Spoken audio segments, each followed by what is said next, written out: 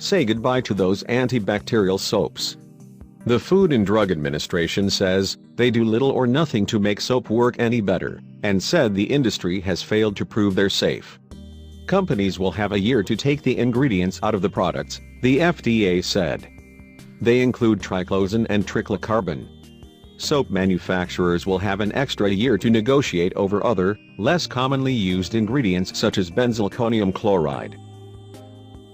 Companies will no longer be able to market antibacterial washes with these ingredients, because manufacturers did not demonstrate that the ingredients are both safe for long-term daily use, and more effective than plain soap and water in preventing illness, and the spread of certain infections, the FDA said in a statement.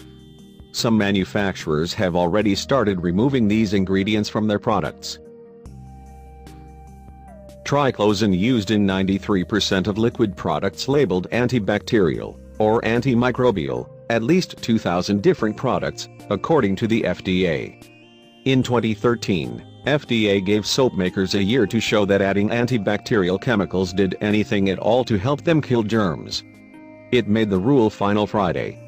Consumers may think antibacterial washes are more effective at preventing the spread of germs, but we have no scientific evidence that they are any better than plain soap and water, said Dr. Janet Woodcock, director of the FDA's Center for Drug Evaluation and Research. In fact, some data suggests that antibacterial ingredients may do more harm than good over the long term. The FDA started asking about triclosan in 1978. Environmental groups, and some members of Congress have been calling for limits on the use of triclosan. The Natural Resources Defense Council, NRDC, sued and the FDA agreed to do something about triclosan by 2016. There's no proof yet that triclosan is dangerous to people, but some animal studies suggest high doses can affect the way hormones work in the body.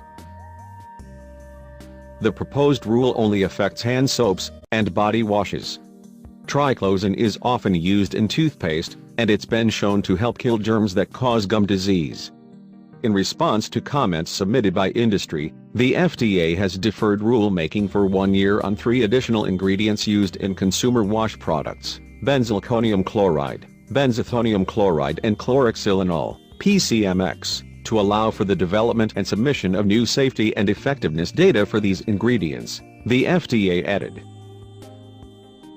Consumer antibacterial washes containing these specific ingredients may be marketed during this time while data are being collected.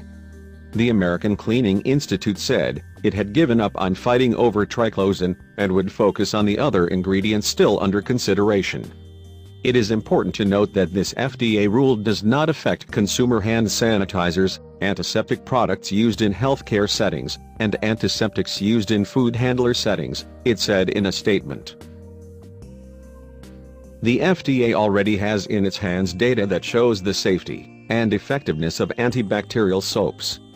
Manufacturers are continuing their work to provide even more science and research to fill data gaps identified by FDA. The FDA and the Centers for Disease Control and Prevention agree that soap doesn't need added antiseptics to make it work any better. Washing with plain soap and running water remains one of the most important steps consumers can take to avoid getting sick and to prevent spreading germs to others, the FDA said. If soap and water are not available, and a consumer uses hand sanitizer instead, the U.S. Centers for Disease Control and Prevention, CDC, recommends that it be an alcohol-based hand sanitizer that contains at least 60% alcohol. Triclosan breaks open the cell walls of bacteria, killing them. But it takes several hours to do this, so it does little good in the time it takes to wash and dry hands.